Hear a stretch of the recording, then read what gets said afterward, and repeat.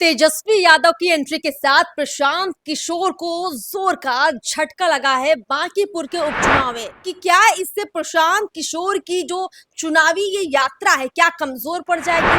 क्या पीके अब बैकफुट पर आ रही है, क्या उनका जो जनाधार बन रहा था खास तौर पर मुस्लिम यादव का वो कमजोर पड़ेगा। तेजस्वी के आने से जन सुराज मुझे लगता है कि उनके लिए चिंता करने का विषय है। तेज प्रताप यादव ये कह सकते हैं कि मैंने समर्थन किया जन सुराज को, इसीलिए इनको यहाँ यादव वोट बैंक में। कि तेजस्वी देर से आए हैं तो दुरुस्त आए हैं या फिर मामला अभी भी गड़बड़ है, लेकिन अब तेजस्वी ने राह आसान कर दी। स्टार प्रचारक जो न कर पाए तेजस्वी कर गए। और जो पूरा जो वोटिंग पैटर्न है अपनी अपनी जातिगत समीकरण के अनुसार ही होगा और इसमें बीजेपी को एक तरफा फायदा होगा। बांकीपुर के जातिगत समीकरण के अनुसार बीजेपी का जो पलड़ा है वो भारी है और उसकी जीत सुनिश्चित है। तेजस्वी यादव की एंट्री के साथ प्रशांत किशोर को जोर का झटका लगा है बांकीपुर के उपचुनाव में। देखिए, लंबे समय से ये इंतजार हो रहा था कि बांकीपुर के चुनाव में तेजस्वी कब आएंगे। अब जब तेजस्वी आ चुके हैं तो बड़ी तेजी से बांकीपुर का माहौल बदल गया है। सवाल ये है कि क्या इससे प्रशांत किशोर की जो चुनावी ये यात्रा है क्या कमजोर पड़ जाएगी। क्या पीके अब बैकफुट पर आ रही है, क्या उनका जो जनाधार बन रहा था खास तौर पर मुस्लिम यादव का वो कमजोर पड़ेगा, क्या उनका वोट अब खिसकेगा। तेजस्वी की एंट्री से कितना नुकसान पीके को होने जा रहा है और बांकीपुर का नतीजा अब तेजी से किस तरह बदलेगा, समझेंगे इस वीडियो में, इस बातचीत में। नमस्कार, मैं अर्पिता, हमारे साथ है चुनावी विश्लेषक रामबंधु वत्स सर। सर, आपका स्वागत है। और मैं लगातार देख रही हूँ कि आप बांकीपुर के चुनाव पर बहुत सारा समीकरण निकाल रहे हैं, चुनावी गणित निकाल रहे हैं। अभी तेजस्वी के बारे में हम बार बार चर्चा कर रहे थे, अब चलिए फाइनली तेजस्वी आ भी गए हैं, लेकिन आते ही मतलब ऐसा लग रहा है काफी कुछ बदल गया है। आप क्या मानते हैं।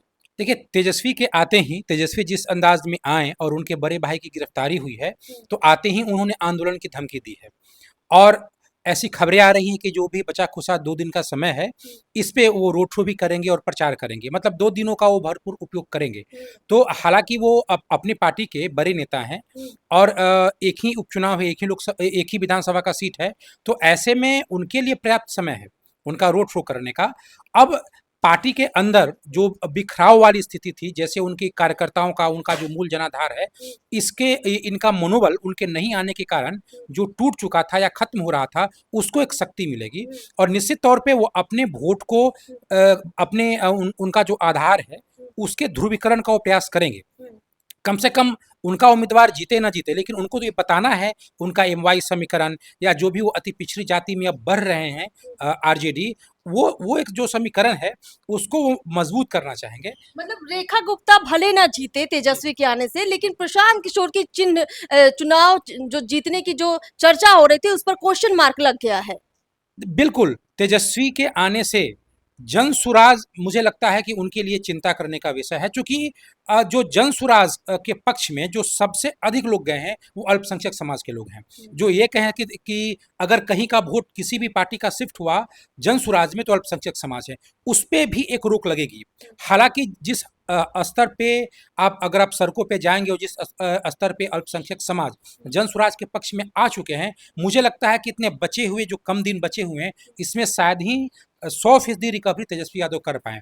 लेकिन फिर भी जितनी भी कर पाए जन स्वराज के लिए चिंता का विषय है। फिर उनका जो यादव या अति पिछड़ी जाति का जो भी समर्थक था वो सब अगर आरजेडी की तरफ आता है तो निश्चित तौर पे ये जन स्वराज के लिए चिंता का विषय है, क्योंकि ये माना जा रहा था कि रेखा गुप्ता की उदासीन चुनाव प्रचार की शैली और तेजस्वी यादव की अनुपस्थिति, इसके कारण ही जन स्वराज जमीन पर मजबूत हुआ है।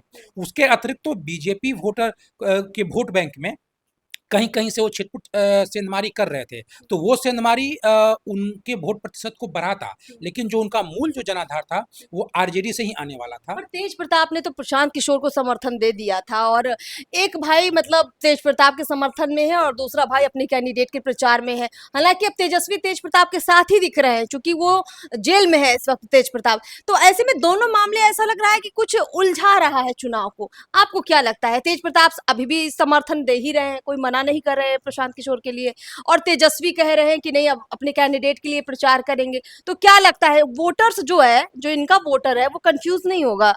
देखिए, अगर तेजस्वी नहीं आते या प्रचार में अपनी अब जो भी बचे दिन में पूरी ताकत नहीं झोंकेंगे और उससे जो यादव वोट बैंक आरजेडी से छिटक के जन सुराज में चला जाएगा, उसका श्रेय तेज प्रताप यादव ले लेंगे। तेज प्रताप यादव ये कह सकते हैं कि मैंने समर्थन किया जनसुराज को, इसीलिए इनको यहाँ यहाँ यादव वोट बैंक मिला। ये भी एक चुनाव के बाद ये भी एक दावेदारी की जो राजनीति है वो भी शुरू हो जाती। दूसरी बात है कि जो तेज प्रताप यादव हैं वो छात्र आंदोलन में जेल गए। छात्र आंदोलन क्या है, कितनी बड़ी ये घटना घट गई, ये आपको पता है। तो इसीलिए जो तेजस्वी यादव आए हैं वो अपने बड़े भाई को लेकर के जो लगातार बयान दे रहे हैं।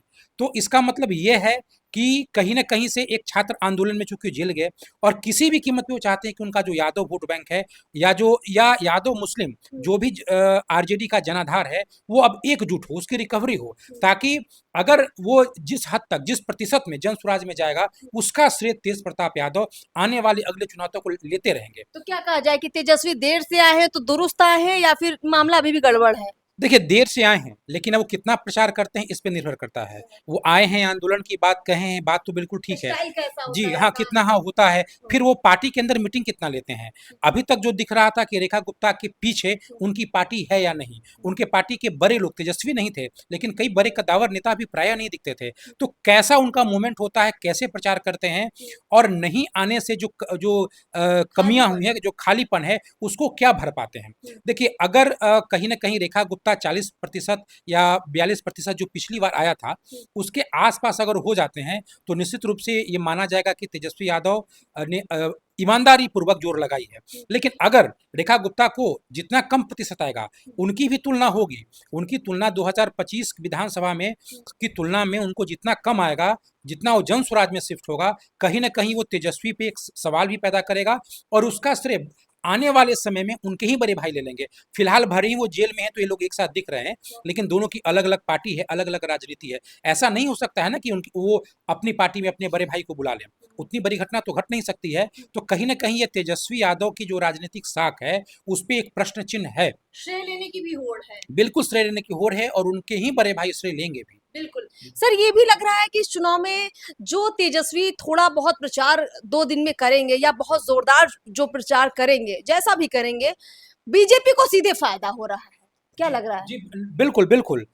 तेजस्वी के प्रचार से बीजेपी को फायदा ही फायदा है, क्योंकि जनसुराज की जो ताकत जो जमीन पे दिख रही थी, जनसुराज के हर सभा में जिसमें प्रशांत किशोर रहते थे, जो भीड़ दिख रही थी, उस भीड़ में जो भीड़ बांकीपुर का था, उसमें मुसलमान की संख्या बहुत अधिक थी, बहुत अधिक थी। या वो लोग भी हैं जो लोग आरजेडी के वोटर हैं और नाराज हैं। तो आरजेडी के ताकत पे ही जनसुराज आगे बढ़ रहा था और एक मैसेज भी जा रहा था कि कहीं गुपचुप तरीके से, छिपे तरीके से अंदर खाने में दोनों में समझौता क्या हो गई है, क्योंकि इलेक्शन में सबसे अधिक जो महत्व होता है वो मैसेज का। तो पब्लिक में एक मैसेज था कि हो सकता है कि जनसुराज और आरजेडी में कोई गुपचुप समझौता हो गया हो और इसके कारण भी जो उनका जो वोटर है वो इधर से उधर शिफ्ट हो सकता है। तो इसको ब्रेक लगेगा और इसको ब्रेक लगने के बाद फायदा केवल बीजेपी को होगा। अभी तक जो कांटे की टक्कर दिख रही थी पीके के बीच में और बीजेपी के कैंडिडेट के बीच में, अब ऐसा लग रहा है कि बीजेपी के लिए रास्ता थोड़ा आसान हो गया। हालांकि बैकफुट पर बीजेपी थी, चाहे वो भरत तिवारी का मामला हो, चाहे वो छात्रों के आंदोलन का मसला हो, क्योंकि हमने देखा 40-40 स्टार प्रचारक मतलब बड़ी मेहनत कर गए, लेकिन अब तेजस्वी ने राह आसान कर दी। स्टार प्रचारक जो ना कर पाए, तेजस्वी कर गए। जी देखिए, आरजेडी का जो वोट बैंक इनमें आ रहा था ना, इनकी जो सियासी जमीन थी उसको मजबूत कर रहा था और अगर ऐसा हो जाता तो आने वाली राजनीति में भी हो सकता था कि पूरे बिहार में जो आरजेडी का वोटर है वो कमोबेश जनसुराज की ओर शिफ्ट हो जाए। इसका बहुत दूरगामी प्रभाव होता। तो एक आरजेडी के लिए भी चुनौती थी और बीजेपी के लिए तो इस चुनाव में चुनौती थी ही। तो ये तेजस्वी आए हैं, अब देखना है किस स्तर पे जाते हैं। ऐसा हो कि पटना में भी वो बैठे रहें और रेखा गुप्ता की तरह उदासीन रह जाए। बिल्कुल सर, और एक मुझे जो बात समझ में आती है, एक ये भी मसला है कि 2025 के विधानसभा चुनाव में बीजेपी ने सबसे ज्यादा राजद को टारगेट किया और जंगल राज का जिक्र किया। अब तेजस्वी के आने से बीजेपी को भी एक मुद्दा मिल गया है। देखिए, अब तक पिछले 7-8 दिनों से आप देख रहे होंगे कि बीजेपी आरजेडी पे हमला ही नहीं कर रही है, वो जनसुराज पे हमला कर रही है। जनसुराज पे केवल इनकम टैक्स का रेड ही नहीं है, उनके नैरेटिव में भी जितने भी स्टार प्रचारक हैं अपनी अपनी सभाओं में प्रशांत किशोर को पे हमला कर रहे हैं। कोई उनको फर्जी बता रहा है, कोई उनको फरेबी बता रहा है, जो भी बता रहा हो, लेकिन हमला जहां तेजस्वी यादव पे होना था, जहां आरजेडी पे होना था, रेखा गुप्ता पे होना था, वो जो लड़ाई है वो बीजेपी बनाम आरजेडी वो शिफ्ट हो गया था बीजेपी बनाम जनसुराज में, तो इससे जनसुराज को ताकत मिलती।